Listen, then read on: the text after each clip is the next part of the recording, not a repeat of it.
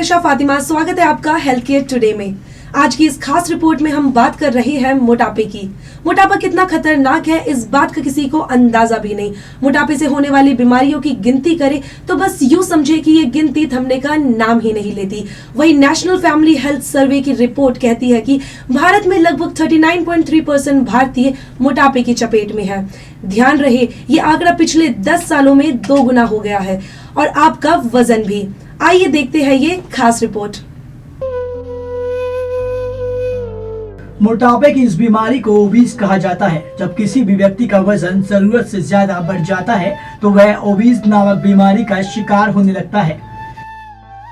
साथ साथ वह दर्जनों बीमारियों की चपेट में आने लगता है। मोटापे के कारण उठना बैठना, चलना फिरना, सभी तरह के कामों को करने में परेशानी का सामना करना पड़ता है।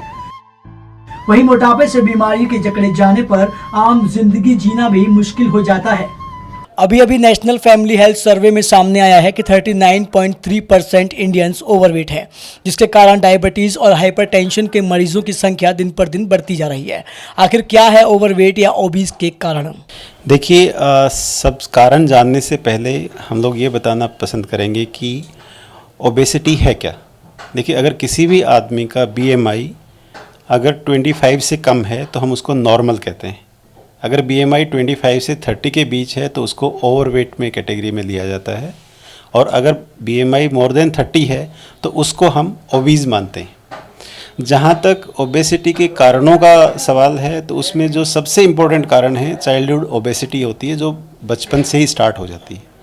इसमें सबसे ज़्यादा है कि सेडेंट्री लाइफस्टाइल है। जैसे बच्चे वो कंप्यूटर वगैरह पे लगे रहते हैं, आउटडोर गेम्स में बिल्कुल जाना पसंद नहीं करते, पार्क वगैरह में भी कम जाना पसंद करते हैं।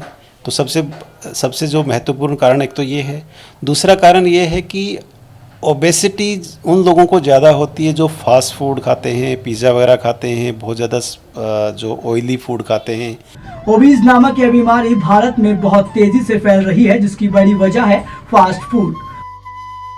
भारत में फास्ट फूड के इस नए चलन से भारतीय काफी आकर्षित हैं, लेकिन वे स्वास्थ्य को भूल ओबीज के शिकार हो रहे हैं। कुछ लोग जानबूझकर तो कुछ अनजाने में इस लाइफ स्टाइल को अपनाए हुए हैं, जिसके कारण उन लोगों के लिए ओबीज से बचना मुश्किल हो रहा है। देखा जाए तो 2004 और 2005 में ओवरवेट इंडियंस की संख्या 21% थी और जो बढ़कर अब 39.3% हो गई है।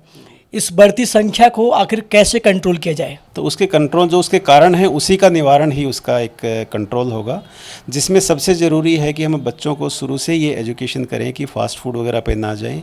बच्चों को एक पर्याप्त टाइम देना चाहिए कि आउटडोर एक्टिविटीज़ करें। स्कूल में मैंडेटरी होना चाहिए कि फ़िज़िकल एक्टिविटी का एक क्लास होनी चाहिए, एक सेशन होना चाहिए, और पेरेंट्स को ये ध्यान रखना चाहिए कि फ़ास्ट फूड की तरफ बच्चे अट्रैक्ट ना हों।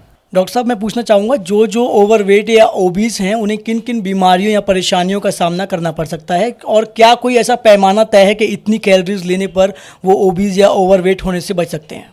देखिए, ओबेसिटी से बचने के जो तरीके हैं उनमें तो सबसे महत्वपूर्ण तो है कि डेली एक्सरसाइज करने का है, और दूसरा अपनी फूड हैबिट्स को चेंज करने का है। जैसे हमारे एंशियंट पुराने टाइम की जो फूड हैबिट्स थी, जिसमें कि हम ये कहते थे कि फाइबर डाइट ज़्यादा लेते थे, वो लेना चाहिए बजाय कि फ़ास्ट फूड की तरफ अट्रैक्ट होने के। इन सब के बावजूद भी अगर आपका वेट लूज़ नहीं होता है और आपको लगता है कि आप ओबेसिटी की कैटेगरी में हैं एज़ पर BMI, तो फिर आपके पास लास्ट ऑप्शन है सर्जरी का। आजकल ये मिनिमली इन्वेजिव सर्जरी, जो लेप्रोस्कोपिक, गैस्ट्रिक स्लीव और बाईपास सर्जरी आजकल काफ़ी ज़्यादा चल रही है, उससे भी मॉर्बिडली ओबीज जो पेशेंट्स हैं उनका बहुत ही रैपिडली वेट लूज़ हो जाता है, और ऑलमोस्ट जैसे आप माने चलें कि जो एक्सेस वेट है उसका 60 to 70% वेट जो है विदिन 1 ईयर कम हो जाता है।